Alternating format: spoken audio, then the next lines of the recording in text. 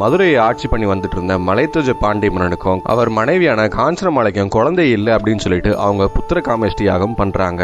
அந்த சமயத்துல அந்த யாக அக்னியிலிருந்து ஒரு 3 வயது குழந்தை வெளியே வருது. அந்த குழந்தை காஞ்சனமாலையை பார்த்த உடனே வேக வேகமா ஓடி வந்து கட்டி அணைக்குது. அந்த சமயத்துல காஞ்சனமாலை ரொம்ப குழப்பத்தோட அந்த குழந்தைய உற்று பார்க்குறாங்க. பார்த்தோம் அப்படின்னா அந்த குழந்தைக்கு 3வது ஸ்தானம் அப்படிங்கிறது இருக்கு. என்ன இது இப்படி இருக்கே அப்படின்னு சொல்லி அவங்க யோசிச்சுட்டு இருந்த சமயத்துல அந்த அக்னியிலிருந்து ஒரு தேவ குரல் ஒரு அசரீரி வருது.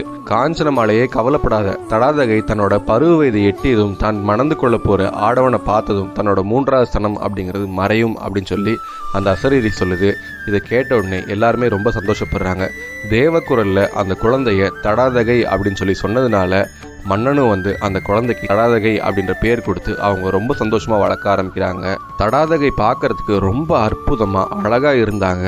அந்த அம்பாளே மகளா வந்திருக்காங்க அப்படின்னு சொல்லி எல்லாருமே பேசிக்கிட்டாங்க. தடாதகையோட கண்கள் அப்படிங்கிறது மீன் போல இருந்ததுனால எல்லாருமே அவங்களுக்கு மீனாட்சி அப்படின்ற பேரும் கொடுத்தாங்க. பாண்டியனோட குலம் காக்க வந்த தன்னோட மகளுக்கு இவங்க பெண்ணா மட்டும் இருக்கக்கூடாது, இவங்களுக்கு எல்லா போர்க்கலைகளும் கற்றுக் கொடுக்கணும்.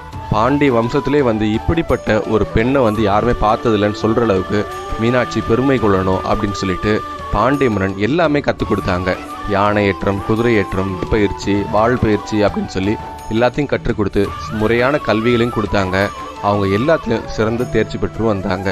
இப்படி எல்லாத்துலேயும் சிறந்து தேர்ச்சி பெற்றிருந்த மீனாட்சியை பார்த்து பாண்டிய மன்னன் சொல்றாரு, எனக்கு ரொம்ப வயதாயிடுச்சு, என்னோட அரச பதவியை நான் உன்கிட்ட கொடுத்துட்டு நான் ஓய்வு பெற போறேன் அப்படின்னு சொல்லி சொல்றாங்க.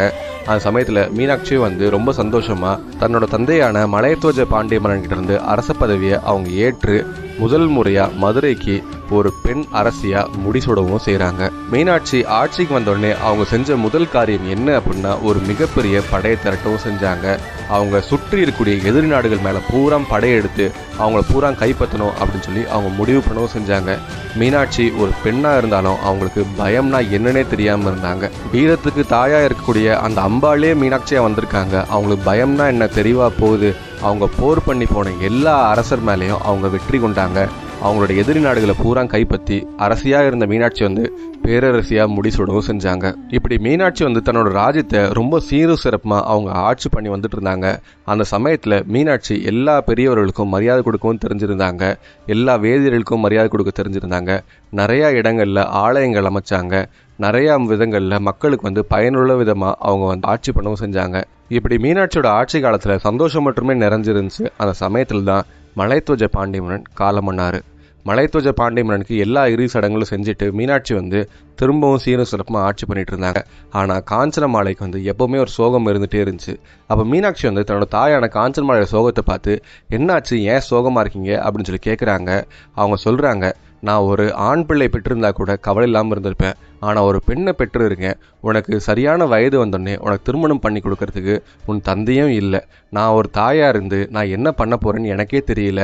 உனக்கு எங்கே போய் நான் மாப்பிள்ளை தேட போறேன்னு எனக்கு தெரியல. ஏன்னா நீ எந்த இடத்துக்கு போனாலும் அங்கே வெற்றி மட்டுமே பார்த்து வந்துட்டு இருக்க. உன்னை யார் திருமணம் பண்ண போறாங்கன்னு சொல்லி எனக்கு ரொம்ப கவலையா இருக்கு அப்படின்னு சொல்லி சொல்றாங்க. இதை கேட்ட உடனே மீனாட்சி புரிஞ்சுக்கிறாங்க. தன்னோட தாயோட கவலையை தீர்க்கறதுக்காக மீனாட்சி காஞ்சனமாலையை பார்த்து சொல்றாங்க, தாயே கவலைப்படாத, என்னைய திருமணம் பண்ணிக்கூடிய அளவுக்கு தகுதி பெற்ற ஆடவரை நானே தேடி போறேன். இந்த உலகம் முழுக்க சுற்றி வரேன். நான் யார் மேலேயும் போர் தொடுக்க மாட்டேன். என்னை திருமணம் பண்ணிக்கிறதுக்கு தகுதியான வீரன் யார் இருக்காங்க, அவங்க மேலே எனக்கு ஒரு ஆசையோ பேரன்போ ஏற்பட்டுச்சு அப்படின்னா அவங்க நான் திருமணம் பண்ணிக்கிறேன்.